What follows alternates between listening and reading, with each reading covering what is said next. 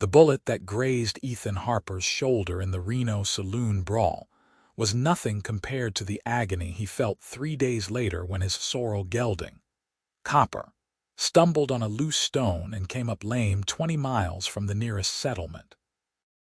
Ethan dismounted immediately, running his calloused hands down the horse's foreleg, feeling the heat and swelling just above the fetlock, and knew with a sinking certainty that riding was out of the question. The year was 1878, and in the unforgiving expanse of Nevada territory, a man without a horse was as good as dead. But Ethan had raised Copper from a foal, had trusted him through sandstorms and shootouts, and he would be damned if he abandoned him now. The sun hammered down on the dusty trail that wound between sagebrush and scattered juniper trees, the kind of merciless heat that made the horizon shimmer and dance. Ethan pulled his hat lower over his eyes, took Copper's reins gently in his left hand, and began to walk. His shoulder throbbed where the bullet had torn through muscle, but he ignored it. The canteen at his hip was half empty, and Hamilton, Nevada, was still a day's walk ahead, maybe more at the pace he would have to keep with an injured horse. He spoke softly to Copper, words of comfort that were as much for himself as for the animal. He had been walking for perhaps 2 hours when he heard the sound of wagon wheels creaking somewhere behind him. Ethan turned, squinting against the glare, and saw a small covered wagon pulled by a single mule, driven by a woman whose auburn hair caught the sunlight like fire. She wore a simple calico dress, dust-stained and travel-worn, and her face was shadowed by a wide-brimmed bonnet. As she drew closer, she pulled the mule to a halt and studied him with eyes the color of spring grass. "Your horse is favoring that leg something fierce," she called out, her voice clear and direct, without the simpering quality Ethan had grown accustomed to from the saloon girls back in Reno. "Yes, madam," Ethan replied, removing his hat briefly in greeting despite the blazing sun. "Took a bad step a few miles back. I am walking him to Hamilton, hoping the veterinarian there can help him." The woman set the brake on her wagon and climbed down with a grace that surprised him. She was younger than he had first thought, perhaps 23 or 24, with a spray of freckles across her nose and a determined set to her jaw. She approached Copper without hesitation, and Ethan found himself impressed by her confidence around the large animal. "May I?" she asked, gesturing to Copper's injured leg. Ethan nodded, watching as she knelt in the dust, her hands moving with practiced gentleness over the swelling. "I am Catherine Taylor," she said as she worked, not looking up at him. "Kate, I have been traveling from Carson City to Hamilton. My father was a farrier before he passed, and I learned a fair bit about horse injuries growing up." "Ethan Harper," he said, feeling oddly formal. "I appreciate you stopping. Most folks would not bother." Kate stood, brushing dust from her skirt, and fixed him with an appraising look. "The swelling is bad, but I do not think anything is broken. Still, you are right not to ride him. Walking is the best thing for him now, though it will be slow going." She paused, seeming to make a decision. "I am headed to Hamilton myself. You could put your saddle and gear in my wagon, lighten his load some." Ethan felt a swell of gratitude that made his throat tight. "That is generous of you, Miss Taylor. I would be obliged." "Kate," she corrected, a faint smile touching her lips, "and it is only practical. No sense in both of us struggling when we are going the same direction." They worked together to transfer Ethan's saddle, bedroll, and saddlebags to the wagon bed. Kate's belongings were neatly organized, he noticed. A trunk that had seen better days, several cloth-wrapped bundles, a small crate that clinked softly with what sounded like glass bottles, and a leather-bound book that lay on the wagon seat. When everything was secured, Kate climbed back onto the wagon, released the brake, and started the mule forward at a gentle walk. Ethan fell into step beside the wagon, still leading Copper carefully. The horse's limp was pronounced, but the animal seemed calmer now, as if sensing that help was at hand. For a while they traveled in companionable silence, the only sounds the creak of wagon wheels, the steady clip of the mule's hooves, and the occasional call of a raven from the scraggly trees. "What brings you to Hamilton?" Ethan asked eventually, partly to distract himself from the burning pain in his shoulder and partly because he found himself genuinely curious about this self-possessed young woman who had stopped to help a stranger. "Opportunity," Kate replied simply, then elaborated when she saw his questioning look. "There is a boarding house there that needs a new proprietor. The owner, Mrs. Whitfield, wrote to my aunt in Carson City seeking someone responsible to take over the management. The pay is fair, and it includes room and board. After my father died last year, I have been doing washing and mending for other families, but it is barely enough to live on. This seemed like a chance for something more stable." "I am sorry about your father," Ethan said, and meant it. He knew the particular grief that came from losing the people who anchored you to the world. Kate nodded, her expression distant for a moment. "He was a good man. Taught me to work with my hands, to be practical. Said a woman needed to know how to take care of herself because the world does not always provide protectors." She glanced at Ethan, and there was something fierce in her gaze. "I have found that to be true. A wise man," Ethan agreed. They crested a small rise, and the landscape opened up before them, mile after mile of high desert punctuated by distant mountains. "My own father was a rancher in Wyoming, before the winter of '71 wiped out most of his herd. He never recovered from that loss, not really. Died when I was 19. I have been drifting since then, taking work where I can find it. Copper is the only constant I have had." Kate looked at the horse with new understanding. "Then you were right not to leave him. Loyalty matters, especially out here." The afternoon wore on, the heat building until it felt like a physical weight pressing down on them. Ethan's shirt was soaked with sweat, and he could see that Kate's face was flushed beneath her bonnet. They stopped once to rest the animals and take water from Kate's barrel, which was strapped to the side of her wagon. She produced 2 tin cups and handed one to Ethan, their fingers brushing briefly in the exchange. The touch sent an unexpected jolt through him, and he found himself studying her more closely. The determined line of her mouth, the intelligence in her eyes, the capable way she moved through the world. "How far to Hamilton, do you reckon?" Kate asked, taking a small sip of water to conserve their supply. "If we keep this pace, we should reach it by tomorrow evening," Ethan said, though he worried privately that Copper's condition might slow them even further. "There is usually a creek about 5 miles ahead where we can camp for the night. Good grass for the animals and clean water." Kate nodded, looking pleased. "I had hoped to reach Hamilton before nightfall today, but plans change. I have camping supplies and I can cook a decent meal over a fire. I have some dried beef and coffee in my saddlebags," Ethan offered. "We can pool our resources." They set off again, and as they walked, conversation came more easily. Kate told him about growing up in Carson City, about learning to read from her mother before consumption took her when Kate was 12. She spoke of the years helping her father in his farrier business, holding horses steady while he worked, learning the names of every tool and technique. She did not speak of it with bitterness, but Ethan could hear the loneliness threaded through her words, the sense of being adrift in a world that had not made space for her. In turn, Ethan found himself sharing stories he had not told anyone in years.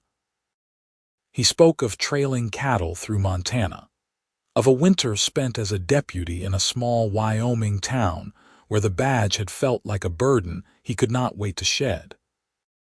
He told her about Copper, about finding the foal half-starved in an abandoned homestead and nursing him back to health, about how the horse had been his companion through 5 years of wandering. "You are a caretaker," Kate observed, and there was no mockery in her tone, only recognition. "That is a rare quality in a man." Ethan felt his face heat, though he could not have said why. "I just do not believe in leaving behind what is mine to protect."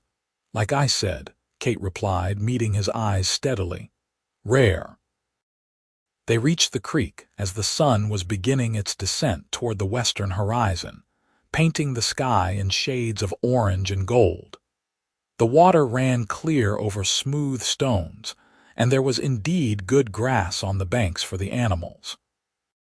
Ethan tended to Copper first, carefully bathing the injured leg in the cool water and checking the swelling, which seemed no worse than it had been that morning. Kate unhitched her mule and saw to his needs, then began gathering deadwood for a fire. Ethan joined her once he was satisfied with Copper's condition, and together they built a fire ring and got a blaze going. Kate produced a small iron skillet and some cornmeal from her supplies, while Ethan contributed the dried beef and coffee he had promised. They worked in comfortable coordination, and soon the smell of frying johnnycakes and brewing coffee filled the air. As darkness fell and the stars emerged in their thousands, they sat by the fire eating their simple meal. The desert night was cool after the brutal heat of the day, and Ethan found himself acutely aware of Kate's presence beside him, the way the firelight played across her features, the quiet strength that seemed to radiate from her. "Can I ask you something?" Kate said suddenly, breaking the companionable silence. "Of course. Why were you in Reno? You do not strike me as a gambling man or a carouser." Ethan smiled ruefully and touched his wounded shoulder without thinking. "You are right, I am not. I was there looking for work, heard they needed men at one of the mines. But I got caught up in someone else's fight at a saloon, took a bullet meant for a card dealer who had been cheating, figured it was time to move on after that." Kate's eyes widened. "That wound is only 3 days old. You should not be walking 20 miles with an injury like that." "I have had worse," Ethan said, though in truth his shoulder was a constant source of pain. "Besides, what choice did I have? Copper needed help." Kate stood and moved to her wagon, returning with the small crate Ethan had noticed earlier. She carefully removed a bottle and some clean cloth. "My mother taught me some nursing before she passed. Let me at least clean and rebandage that wound properly. Infection is nothing to dismiss."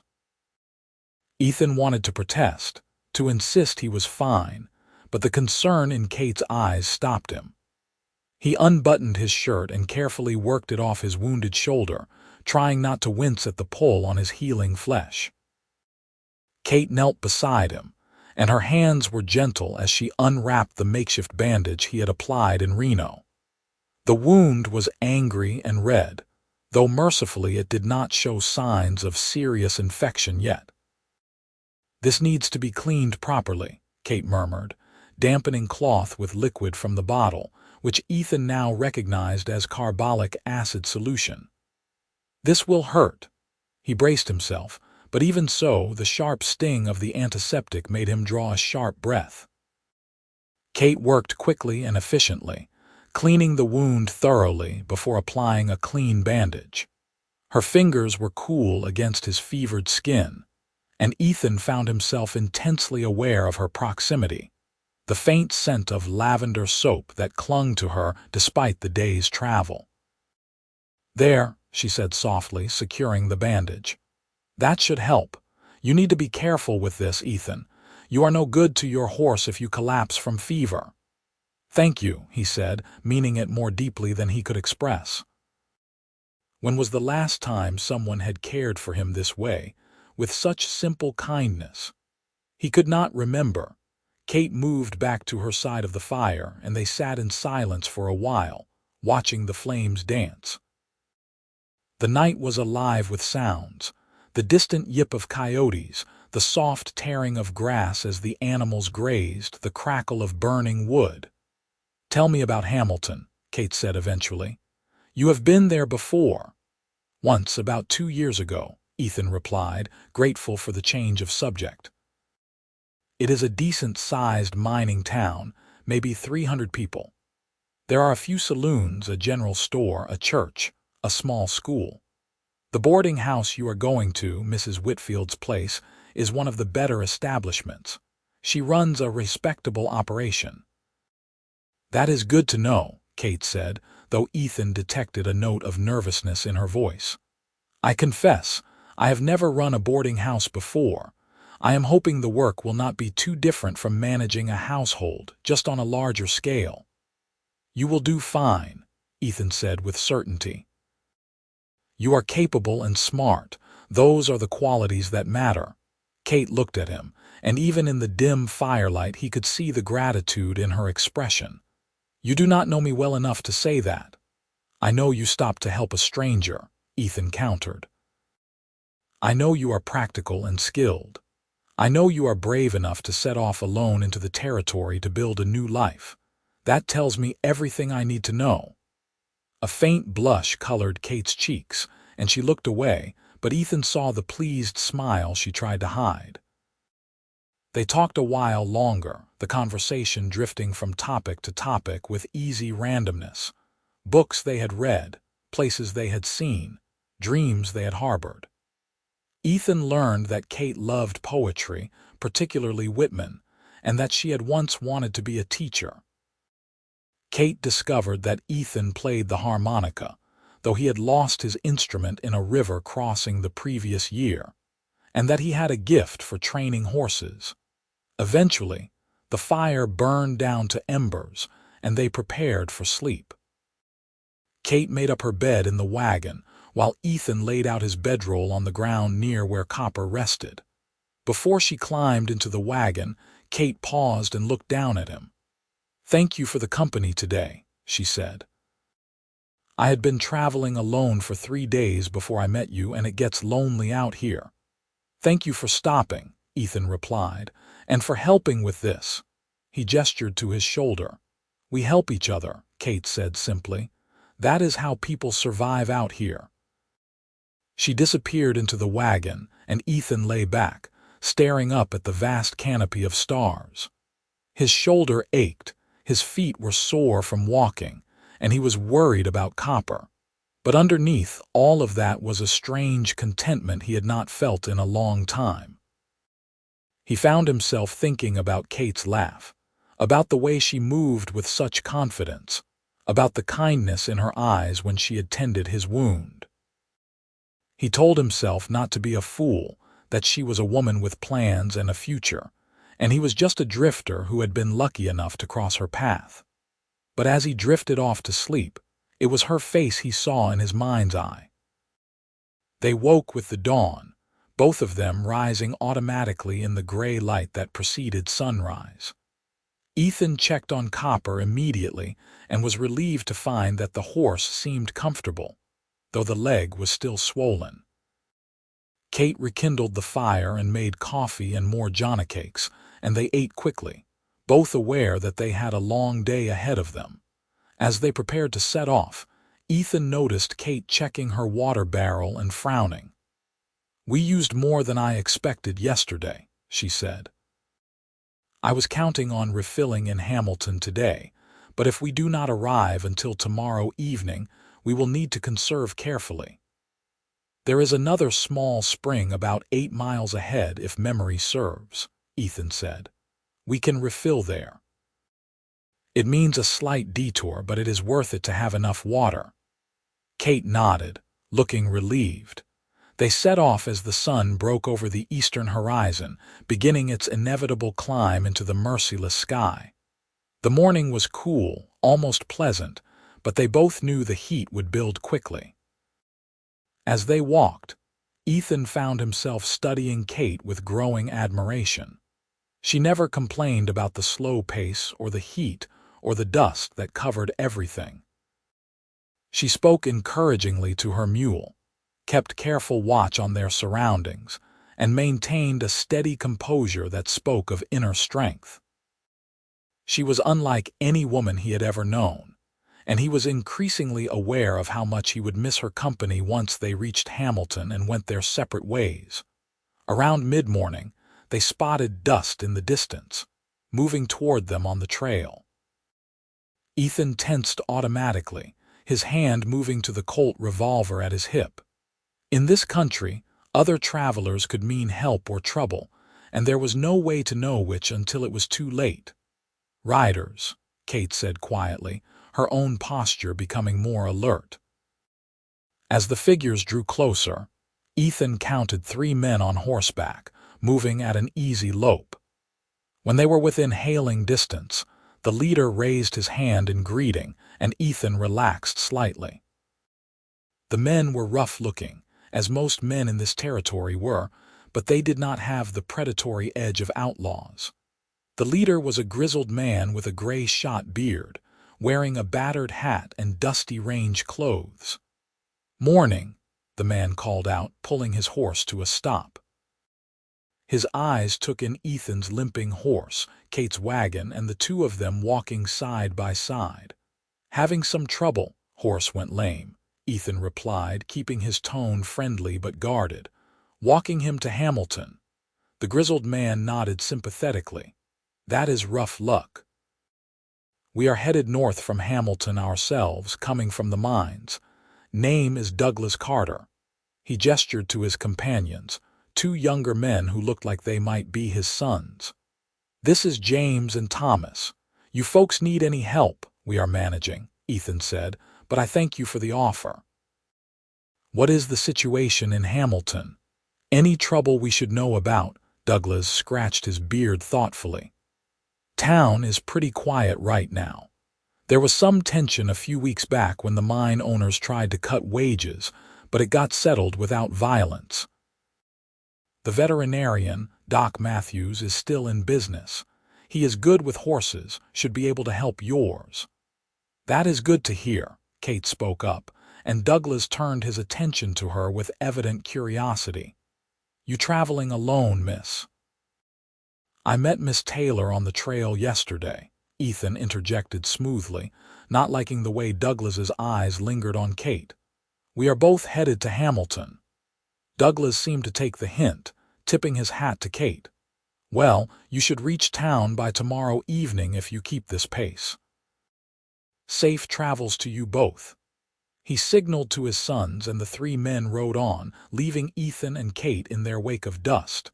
"Thank you," Kate said quietly once the men were out of earshot. "For what?" "For making it clear that I am not alone." Her eyes met his with understanding. "Some men see a woman traveling by herself as an opportunity. It was good of you to discourage that notion." Ethan felt a surge of protectiveness that surprised him with its intensity. "Anyone who tried to bother you would have me to deal with," he said, then immediately felt foolish for the declaration. But Kate did not laugh or dismiss his words. Instead, she reached out and briefly touched his arm. "I believe you," she said simply, and the warmth in her voice made Ethan's heart beat faster. They found the spring Ethan had remembered, a small seep in a rocky outcropping that formed a clear pool no bigger than a washtub. While Kate refilled her water barrel and their canteens, Ethan let Copper drink his fill and once again bathed the injured leg. The swelling seemed marginally better, which gave him hope that they were doing the right thing. As the afternoon heat reached its peak, they were forced to move slowly, stopping frequently in whatever shade they could find to rest the animals and themselves. Ethan's shoulder throbbed with each step, and he caught Kate watching him with concern more than once. For her part, Kate's face was flushed with heat, and her dress clung to her with sweat, but she never suggested they stop for longer than necessary. During one of their rest stops, beneath the sparse shade of a juniper tree, Kate pulled out the leather-bound book Ethan had noticed earlier. She opened it carefully, and Ethan saw that it was a journal, filled with neat handwriting and occasional pressed flowers between the pages. I started keeping this after my mother died, Kate explained, seeing his interest. Writing things down helps me make sense of them. She turned to a blank page and pulled a pencil from her pocket. Do you mind if I write for a bit while we rest? Not at all, Ethan said, leaning back against the tree trunk and closing his eyes. He listened to the scratch of pencil on paper, the sound oddly soothing. After a few minutes, curiosity got the better of him. What are you writing about? Kate glanced up, a slight smile on her lips. Today, this journey, you and Copper. Ethan felt absurdly pleased to think he might be preserved in her journal, a memory she considered worth keeping. What are you saying about us? That I met a man who values loyalty over convenience, Kate said, her tone serious now. That in a hard country that often brings out the worst in people, I witnessed someone choosing kindness and integrity, that it gave me hope. Ethan opened his eyes and found her watching him with an expression he could not quite decipher. You give me too much credit, he said gruffly. I am just doing what is right. Exactly, Kate said, and that matters more than you know. They set off again, and the afternoon stretched into evening. The landscape around them was harsh but beautiful in its own way. The sculptured rocks glowing gold in the slanting light, the vast sky turning shades of amber and rose, the long shadows that brought relief from the heat. Ethan found himself memorizing details, wanting to hold on to this day, this journey, this unexpected connection with a woman who saw something in him worth writing about. As the sun touched the western horizon, they made camp again, this time in a small wash where scraggly cottonwood trees provided some shelter. They fell into the same routine as the night before, tending the animals, building a fire, preparing a simple meal. But tonight there was an ease between them that had not been there before, a comfort born of shared experience. After they had eaten, Kate asked Ethan to let her check his shoulder again. He complied without protest this time, and her touch was even gentler as she examined the wound. It is healing well, she pronounced, but you need to rest it properly once we reach Hamilton. I will, Ethan promised, though he had no clear idea of what he would do once they arrived. He had a little money saved, enough for the veterinarian's fees and maybe a week in a cheap boarding house while Copper healed. After that, he would need to find work, keep moving. What will you do? Kate asked, as if reading his thoughts. Once Copper is well enough to ride. Ethan shrugged, immediately regretting the movement as it pulled at his injured shoulder. Find work, I suppose. Maybe try the mines, though I prefer to work above ground if I can. There is usually need for ranch hands somewhere. You have no desire to settle down. Buy some land, build something permanent. The question touched on dreams Ethan had long since buried. A man needs capital for that, he said. And I have been living hand to mouth for most of my adult life. Besides, I've gotten used to moving on, never staying long enough to put down roots. That sounds lonely, Kate observed quietly. It is, Ethan admitted, surprised by his own honesty. But it is what I know. Kate was silent for a moment, staring into the fire. When she spoke again, her voice was soft. I used to think I would marry young, have a family, live a conventional life. But my father needed me after my mother died, and then he got sick, and by the time he passed, I was 23 and unmarried, which makes me practically a spinster by most standards. She smiled, but there was sadness in it. So I learned to build a different kind of life, one where I could take care of myself. But sometimes, I wonder what it would be like to have a partner, someone to share the burdens and the joys with. Ethan's heart hammered in his chest. Was she saying what he thought she was saying? Or was he reading too much into her words, projecting his own growing feelings onto her? You are not a spinster, he said firmly. You are a strong, independent woman who has survived hardship and come out stronger. Any man would be lucky to have you as a partner. Kate looked at him then, really looked at him, and Ethan saw his own feelings reflected in her eyes. The attraction, the respect, the tentative hope. For a long moment, they simply stared at each other across the fire, and Ethan felt the world narrow to just the two of them. This moment, this connection. "Ethan," Kate began, but whatever she was going to say was interrupted by a sudden sharp whinny from Copper. Ethan was on his feet instantly, hand on his gun, moving toward where the horse was picketed. In the gathering darkness, he could see Copper's ears pricked forward, his body tense as he stared into the scrub beyond the camp. Kate was beside him a moment later, and they both stood silent, listening. There was a rustling in the brush, and then a coyote trotted into view, lean and opportunistic, probably drawn by the smell of their food. Ethan relaxed slightly, knowing a single coyote posed no real threat, and indeed the animal paused, assessed them with intelligent eyes, then loped away into the darkness. "Just a coyote," Ethan said, feeling foolish for his panic but also hyper-aware of Kate standing close beside him. In the darkness, he could barely make out her features, but he could feel the warmth of her body, smell the sun-warmed scent of her hair. "We should get some sleep," Kate said, but she did not move away. "Another long day tomorrow, Kate," Ethan said, finding his courage. "What you said before, about wanting a partner, I have been thinking the same thing.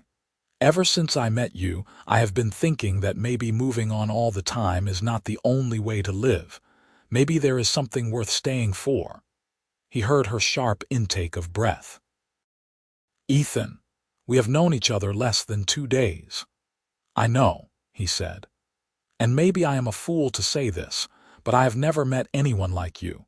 You are brave and kind and capable, and being with you these past 2 days has felt more right than anything in my life has felt in years. I do not expect you to feel the same way. I just wanted you to know." The silence stretched between them, and Ethan braced himself for rejection. But then Kate's hand found his in the darkness, her fingers intertwining with his own. "I do feel the same way," she whispered. "I have been trying to tell myself I am being foolish, that I do not really know you. But my heart does not care about what is sensible. It knows what it wants." Ethan pulled her closer, and she came willingly into his arms. He could feel her trembling, or perhaps that was him. He cupped her face gently in his free hand, giving her every chance to pull away, but instead she tilted her face up to his. Their first kiss was soft, tentative, a question and an answer all at once. Then Kate's arms went around his neck, and the kiss deepened, becoming a wordless declaration of all the feelings they had been holding back. When they finally broke apart, both breathing hard, Ethan rested his forehead against Kate's. "I do not have much to offer you," he said honestly.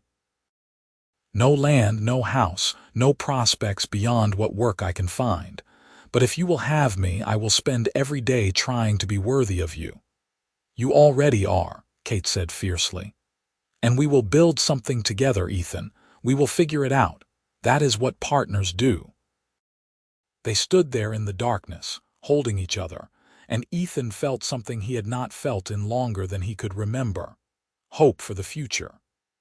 Eventually, they returned to the fire, but now they sat close together, Kate leaning against Ethan's uninjured shoulder, his arm around her waist.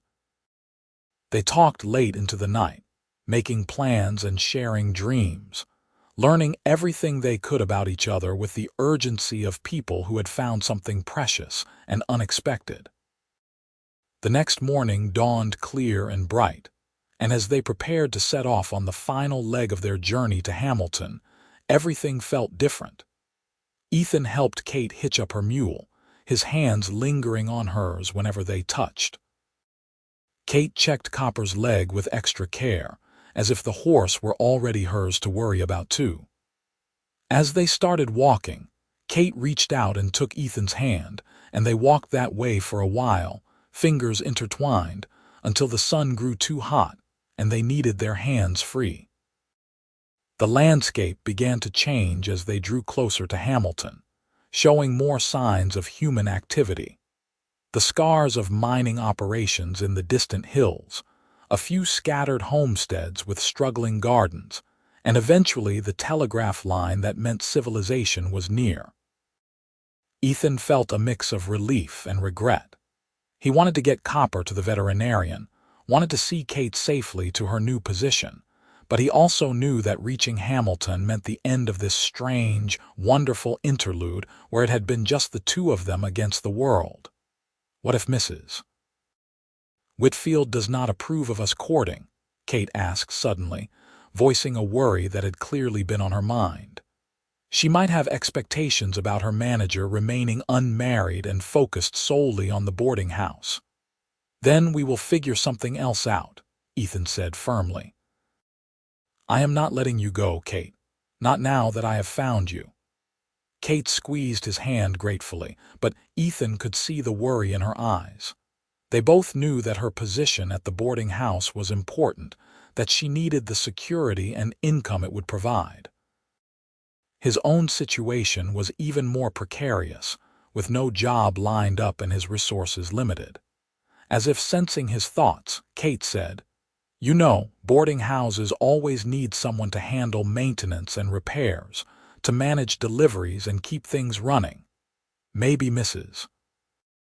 Whitfield would be willing to hire you on. That way we could be together, and we would both have stable employment." The idea sent a thrill through Ethan. He had plenty of experience with carpentry and general repairs from his years of drifting and taking odd jobs. "That is a fine idea," he said.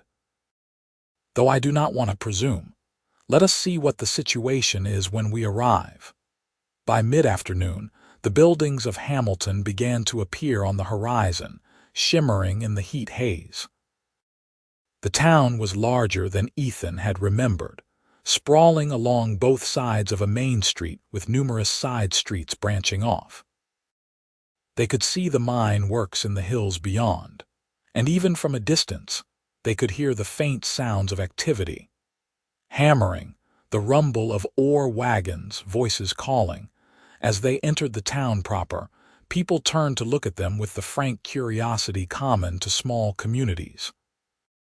Ethan was acutely aware of what they must look like. Dusty and travel-worn, him leading a lame horse, Kate driving her small wagon, both of them clearly exhausted from days on the trail. But he held his head high, and Kate did the same, and he felt a fierce pride in her composure. "The veterinarian's place is just up here," Ethan said, spotting the familiar sign for Matthew's Veterinary Services. "Let me get Copper settled, and then I will walk with you to the boarding house." "I can wait," Kate said immediately. "I want to know that Copper will be all right." They pulled up in front of the veterinarian's office, a sturdy wooden building with a large barn attached. A man emerged almost immediately, wiping his hands on a rag. He was in his 50s, with silver hair and a weathered face that spoke of years spent working with animals. "Afternoon," the man said. "I am Doc Matthews. Looks like you have a horse in need of attention." "Yes, sir," Ethan said, leading Copper forward. "He took a bad step 3 days ago, came up lame. I have been walking him since, trying to keep weight off the leg." Doc Matthews knelt and examined Copper with the same practiced competence Kate had shown. "You did right by him," the veterinarian said after a few minutes. "The walking was the best thing you could have done. This is a strained tendon, not a break. With proper rest and treatment, he should make a full recovery, though it will take time. 6 weeks at minimum before you can ride him again, maybe 8. Ethan felt relief wash over him so intensely it made him dizzy. "I am grateful, Doc. Whatever the cost, I will pay it." "We can discuss terms," Doc Matthews said, standing and dusting off his knees. "I have stall space available, and I can keep him here during his recovery. It will run you 50 cents a day for the stall, food, and treatment." Ethan did quick calculations in his head. 6 weeks would be roughly $21, 8 weeks would be $28. He had about $30 to his name. It would be tight, leaving him almost nothing to live on, but Copper was worth it. "I will take the 8 weeks," Ethan said, "just to be safe." "Smart thinking," Doc Matthews agreed. "Let me get him settled in and then we can handle the paperwork."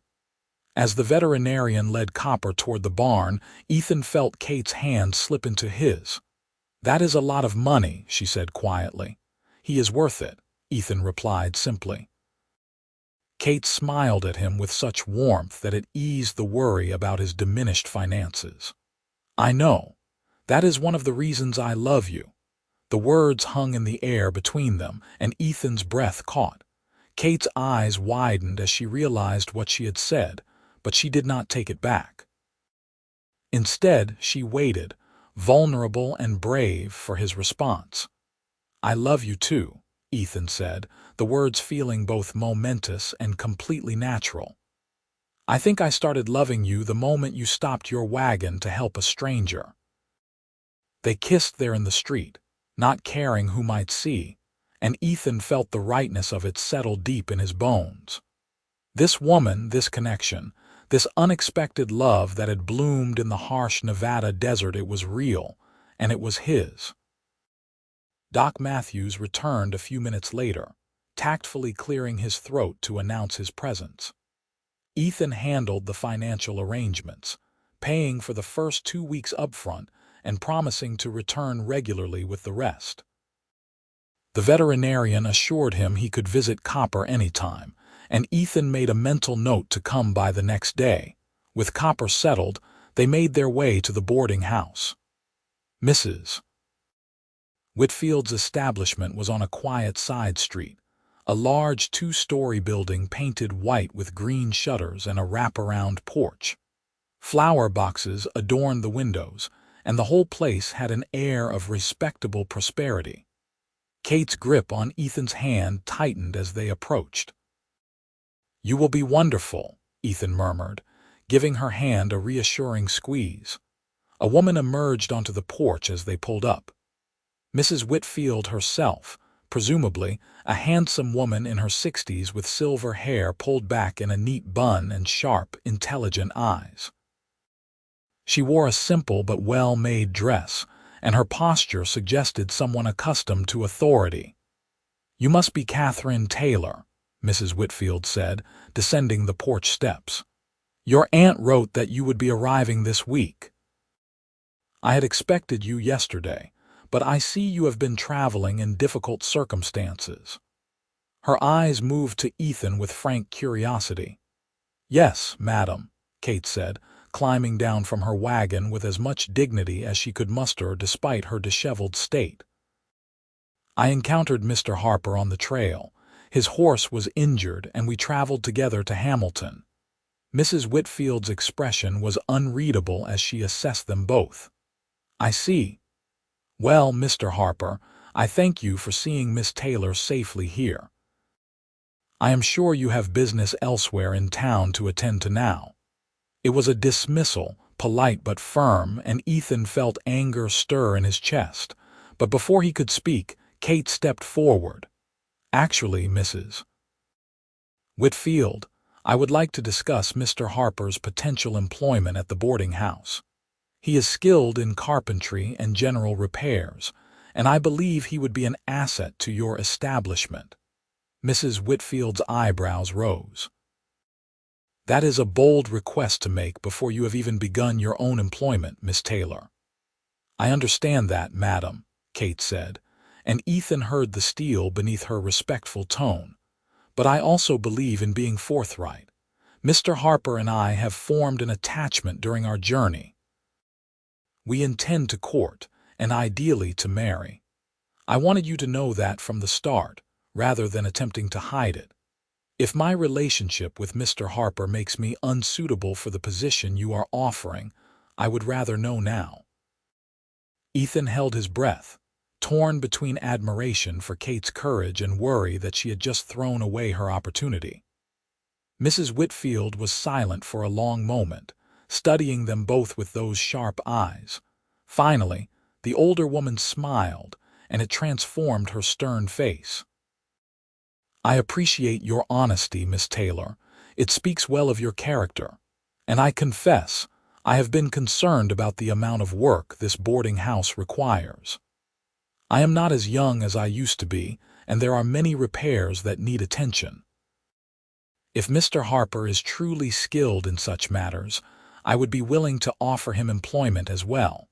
The pay would be modest, but it would include room and board. You would have separate rooms, of course," she added with a pointed look. "I run a respectable establishment."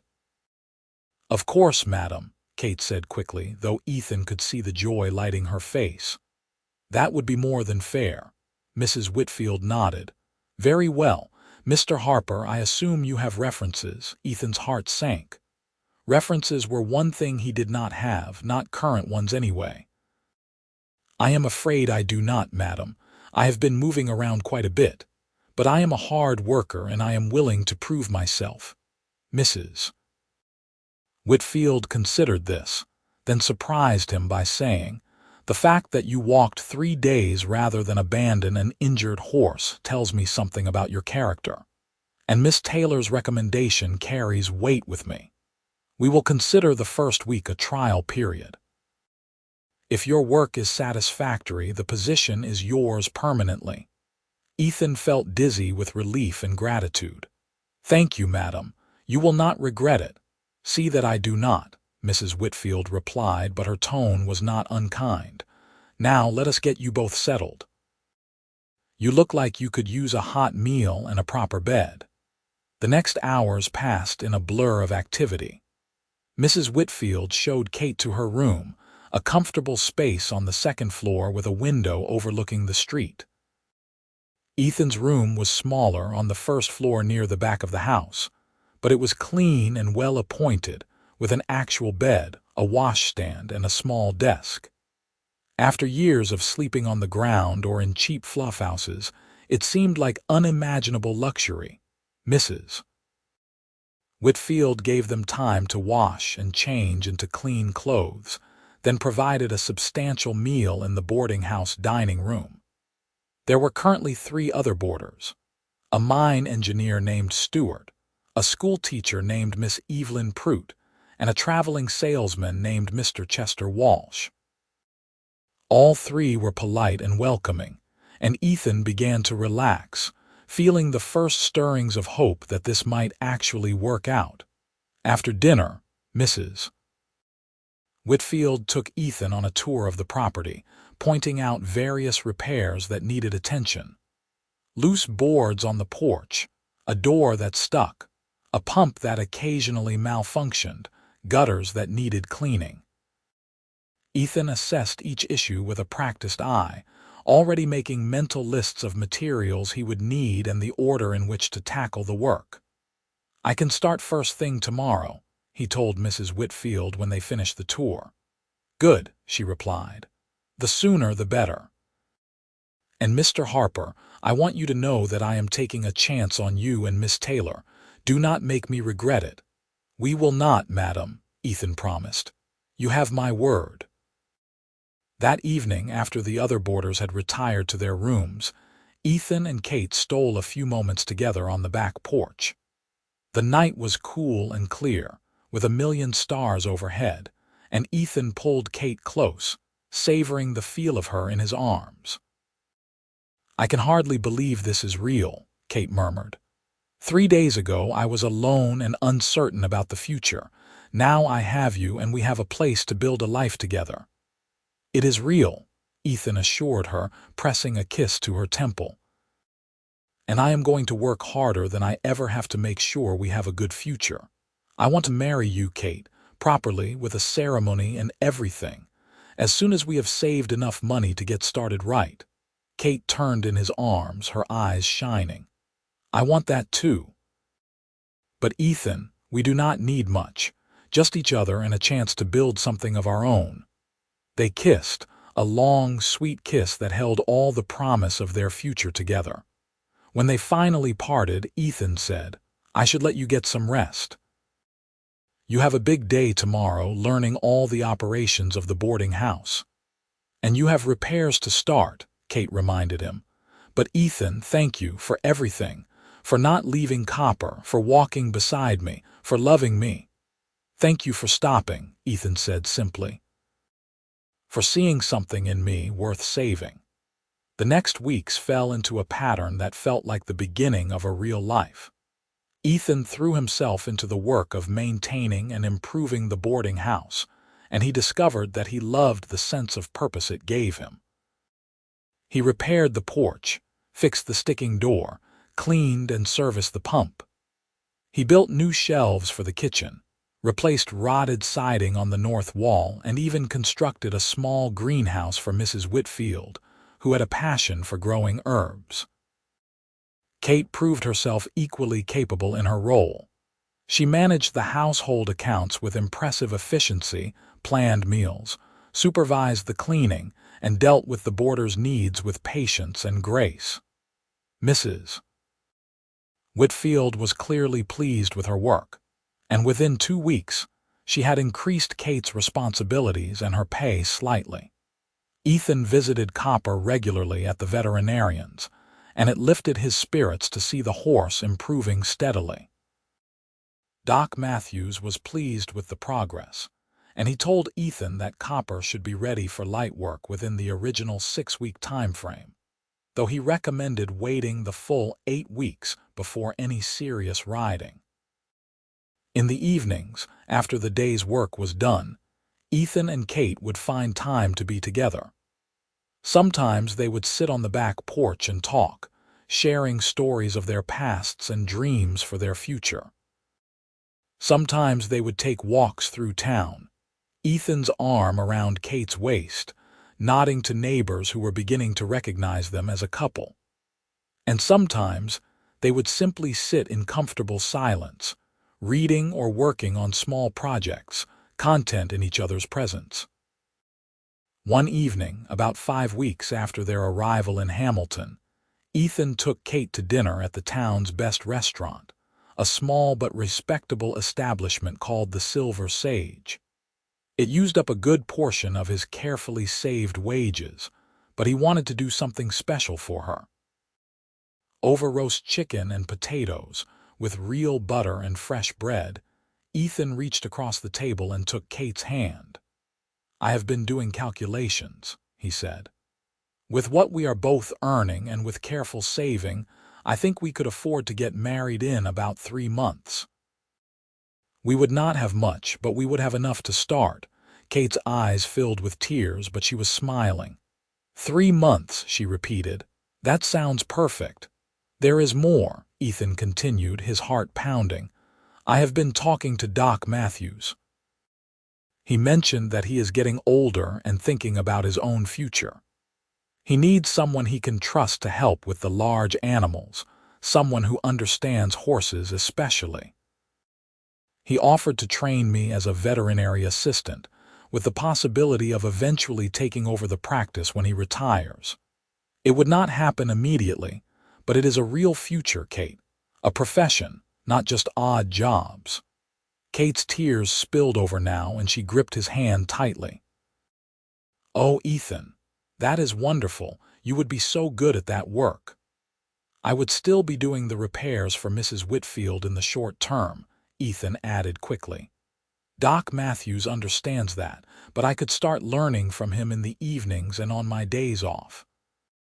It would mean long hours for a while, but I think we could make it work." "We will make it work," Kate said fiercely. "Together." That night, with Kate's approval and blessing, Ethan asked Mrs. Whitfield if he could have a private word. The older woman received him in her sitting room, and Ethan found himself nervous despite the months of successful work he had put in. "Mrs. Whitfield," he began, "I wanted to inform you that I have asked Kate to marry me, and she has accepted. We plan to wed in about 3 months. I want to assure you that this will not affect our work for you. We both value our positions here, and we intend to continue giving you our best efforts." Mrs. Whitfield smiled, and there was genuine warmth in the expression. "Mr. Harper, I have been expecting this conversation." Anyone with eyes could see how you two feel about each other. And I must say, I have been impressed with both of you. You are hardworking, honest, and dependable. I would be pleased to have you stay on as employees even after you marry. In fact, I have been thinking that the small cottage at the back of the property, the one that has been sitting empty, could be cleaned up and made suitable for a young couple. If you and Miss Taylor were interested, you could live there as part of your employment compensation. Ethan was stunned.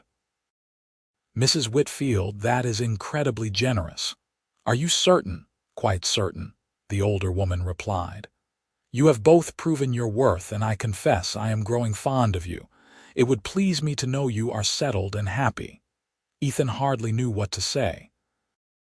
A cottage of their own, even a small one, was more than he had dared to dream. We accept, he said, his voice rough with emotion, and thank you for everything, for giving us a chance when we had nothing. You had each other, Mrs. Whitfield corrected gently. That is not nothing. Now go tell Miss Taylor the good news. The next 3 months passed in a flurry of planning and preparation. Kate and Ethan worked on making the cottage livable, spending their free time cleaning, painting, and making small repairs. The building was tiny, just 2 rooms and a lean-to kitchen, but to them it was perfect. Mrs. Whitfield contributed some spare furniture, and other townspeople, hearing about the upcoming wedding, donated items they could spare. A set of dishes, some linens, a rug for the front room. The wedding was set for a Saturday in early September, when the brutal summer heat had finally broken and the desert nights had begun to turn crisp. They were married in the small church on Hamilton's Main Street, with Mrs. Whitfield and Doc Matthews standing as their witnesses. Kate wore a simple but beautiful dress of pale blue that she had sewn herself, and Ethan wore his best clothes, cleaned and pressed until they looked almost new. As they stood before the minister and exchanged their vows, Ethan thought back to that day on the trail when his life had changed forever. If Copper had not gone lame, if Kate had not stopped to help, if either of them had made different choices, they would not be standing here now. Sometimes, he thought, the worst moments could lead to the best outcomes. I, Ethan, take you, Catherine, to be my wife, he said clearly, his eyes locked on Kate's radiant face. To have and to hold from this day forward, for better, for worse, for richer, for poorer, in sickness and in health, until death do us part. Kate's voice was equally steady as she repeated her own vows, and when the minister finally pronounced them husband and wife, Ethan pulled her close and kissed her with all the love in his heart. The small congregation applauded, and Ethan felt a joy so complete it seemed to fill every corner of his being. The reception was held at the boarding house, with Mrs. Whitfield insisting on hosting. She had arranged for a substantial meal and even hired a small band. Many of the townspeople came to celebrate with them, people who had become friends over the past months. Doc Matthews gave a toast, speaking about loyalty and integrity, and how rare it was to find people who possessed both qualities. Ethan felt humbled by the praise, and by the community that had welcomed them so warmly. That night, in their little cottage, Ethan carried Kate over the threshold and into their new life together. They made love for the first time, a tender and passionate joining that sealed the commitment they had made to each other. Afterward, lying in the darkness with Kate's head on his chest, Ethan felt a peace he had never known. "I love you," Kate whispered. "My husband." "I love you too," Ethan replied. "My wife." The years that followed were not always easy, but they were good. Ethan continued his apprenticeship with Doc Matthews, learning the intricate art of veterinary medicine while still maintaining the boarding house for Mrs. Whitfield. Kate managed the household operations with increasing skill, and within 2 years, Mrs. Whitfield had effectively retired, leaving Kate to run the entire operation with full authority. Copper made a complete recovery, and Ethan rode him regularly, though never as hard as he had in his drifting days. The horse seemed content with his quieter life, spending his days in a small corral behind the cottage, and his evenings being spoiled by both Ethan and Kate. 2 years after their wedding, Kate discovered she was pregnant. Ethan was terrified and overjoyed in equal measure, and he hovered over her anxiously until she laughingly told him to stop treating her like she was made of glass. Their son was born in the spring of 1881, a healthy baby boy with his father's dark hair and his mother's green eyes. They named him Thomas William Harper, after Ethan's father. Holding his son for the first time, Ethan felt the last piece of himself that had been broken click back into place. He had a family now, a real family, and a home. The boy who had been adrift for so long had finally found his anchor. When Thomas was 2, Kate became pregnant again, and this time they had a daughter. They named her Rose Alina Harper, and she was beautiful and fierce from the moment she drew her first breath. Ethan loved both his children desperately, and he made sure to tell them every day, determined that they would never doubt their father's love the way he had sometimes doubted his own father's affection. By 1885, Doc Matthews was ready to fully retire, and he sold his practice to Ethan for a price so reasonable it was effectively a gift. Ethan became the town's primary veterinarian, and he discovered he had a real talent for the work. He was patient with frightened animals, skillful with his hands, and knowledgeable about treatments. His reputation grew, and soon people were bringing animals from surrounding towns to be treated by him. Kate continued to run the boarding house, though Mrs. Whitfield, who had become like a grandmother to their children, helped watch Thomas and Rose during the day. It was a good life, busy and full, with challenges and joys in equal measure. On their 10th wedding anniversary, Ethan took Kate back to the spot where they had first camped together, the creek with the cottonwood trees. They had left the children with Mrs. Whitfield for the weekend, and it felt wonderfully decadent to have time alone together. They made love under the stars, just as they had on their wedding night, and afterward they lay talking about their life together. "You ever regret it?" Ethan asked, running his fingers through Kate's hair. "Tying yourself to a drifter with no prospects?" Kate propped herself up on one elbow and looked at him with mock sternness. "Ethan Harper, if you continue to describe yourself that way after 10 years of marriage, I will have to take measures. You are a respected veterinarian, a loving husband and father, a pillar of the community. You have not been a drifter since the day you decided not to abandon Copper." "That decision brought me to you," Ethan said softly. "It was the best choice I ever made." "It brought us to each other," Kate corrected. "And no, I have never regretted it for a single moment. You are everything I could have wanted and more than I ever dreamed I would find. I love you, Ethan. I have loved you since that first day on the trail, and I will love you until my last breath." They made love again, slower this time, savoring every touch and kiss.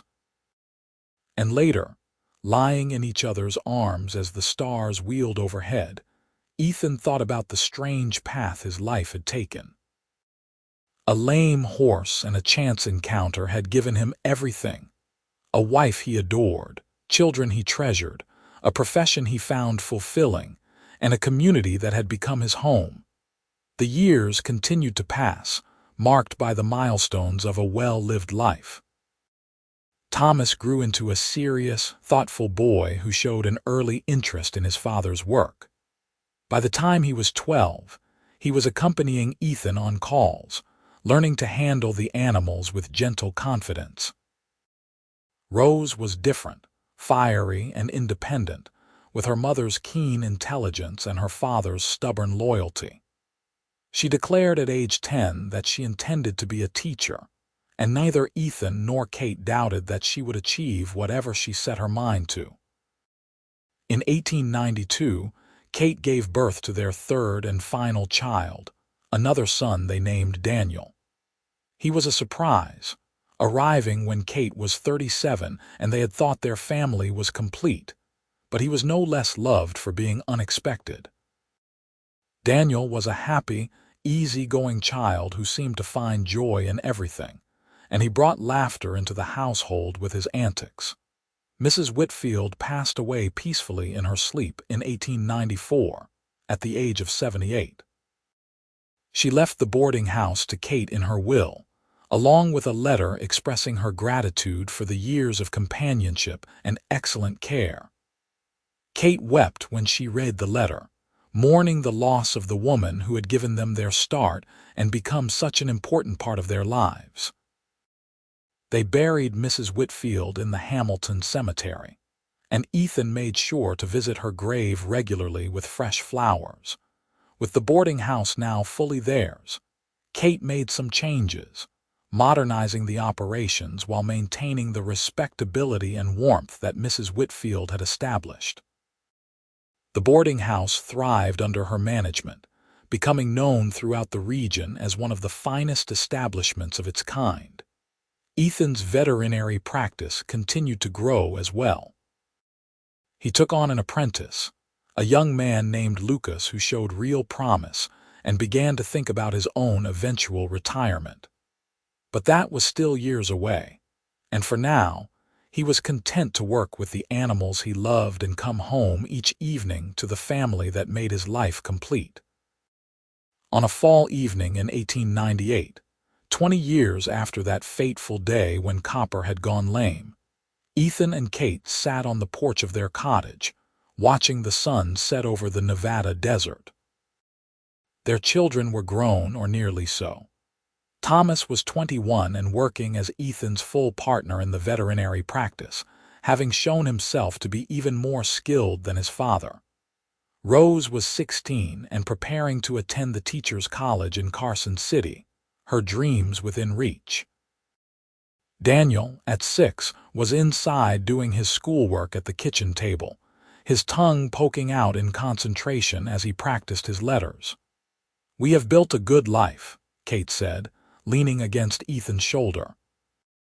Her hair, still thick and beautiful, now had threads of silver running through the auburn, and there were lines at the corners of her eyes, but to Ethan she was as lovely as the day he had first seen her. "We have," Ethan agreed, his arm around her waist.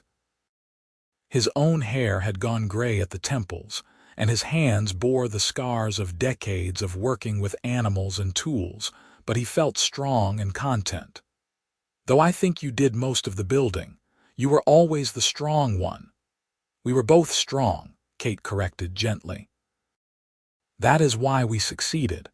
We supported each other, shared the burdens, celebrated the joys. That is what marriage is supposed to be." Ethan thought about that first journey, walking beside Kate as she drove her wagon, leading his injured horse toward an uncertain future. He thought about the moment he had decided not to leave Copper behind, a decision that had seemed so simple at the time but had changed everything. He thought about Kate stopping to help a stranger, about the courage it had taken for both of them to admit their feelings, about the years of hard work and love that had brought them to this moment. "I would do it all again," he said quietly. "Every step of that walk, every challenge we faced. Because it brought me here to this life with you." Kate turned and kissed him, a gentle kiss that held all the love and intimacy of their 20 years together. "And I would stop my wagon every time," she said, "because some things are worth stopping for. Some people are worth walking beside, no matter how long the journey." They sat together as the stars began to appear, one by one, in the darkening sky. Inside the cottage, Daniel finished his homework and called for his mother to check his work. From the veterinary office down the street, Thomas could be seen locking up for the evening, heading home to the small house he had recently purchased in anticipation of his upcoming marriage to a lovely young woman named Sarah. Ethan looked at all of it, his life spread out before him in tangible proof of the choices he had made and the love he had found. A lame horse and a woman's kindness had given him everything. He had been a drifter once, lost and alone, but those days were long behind him. Now he was a husband, a father, a grandfather soon, a respected professional, a member of a community. He was home. "Come on," Kate said, standing and offering him her hand. "Let us go help Daniel with his lessons, and then we can have dinner as a family." Ethan took her hand, his fingers intertwining with hers just as they had on that first night when they had admitted their feelings. He let her pull him to his feet, and together they walked into the cottage, into the warm light and love that waited inside. The door closed behind them, and through the window, anyone passing could see the Harper family gathered around the table. Ethan helping Daniel with his letters, Kate preparing the evening meal, the contented domesticity of a life well lived and a love that had endured. Outside, the desert night settled in, vast and starlit, the same sky that had witnessed the beginning of their story 2 decades earlier. And in the stable behind the cottage, Copper dozed peacefully, an old horse now, gray-muzzled and slow, but still loved and cared for by the man who had refused to leave him behind. Sometimes loyalty is rewarded, and sometimes a single decision made in a moment of hardship can change everything. Ethan had chosen loyalty over convenience, had chosen to walk rather than abandon what was his to protect. And in return, he had been given a life rich beyond measure. The years ahead would bring more changes, more challenges and joys. Thomas would marry and give them grandchildren. Rose would become an acclaimed teacher, opening a school for girls in Hamilton. Daniel would grow into a fine young man with his own dreams and ambitions. Kate and Ethan would grow old together, their love deepening with each passing year, their partnership as strong in their 70s as it had been in their 20s. But all of that was in the future. For now, on this fall evening in 1898, the Harper family was together, safe and content, bound by the love that had started with a lame horse and a woman brave enough to stop and help. Sometimes the best stories begin with hardship, with a problem that seems insurmountable. But with loyalty, courage, and the willingness to walk beside each other through whatever comes, those stories can have the happiest of endings. Ethan Harper had learned that lesson on a dusty Nevada trail 20 years earlier, and he had never forgotten it. He had chosen to walk, and Kate had chosen to walk beside him, and together they had reached town and built a life that was more than either of them could have imagined. It was a simple story in many ways, but it was theirs, and it was enough. More than enough. It was everything.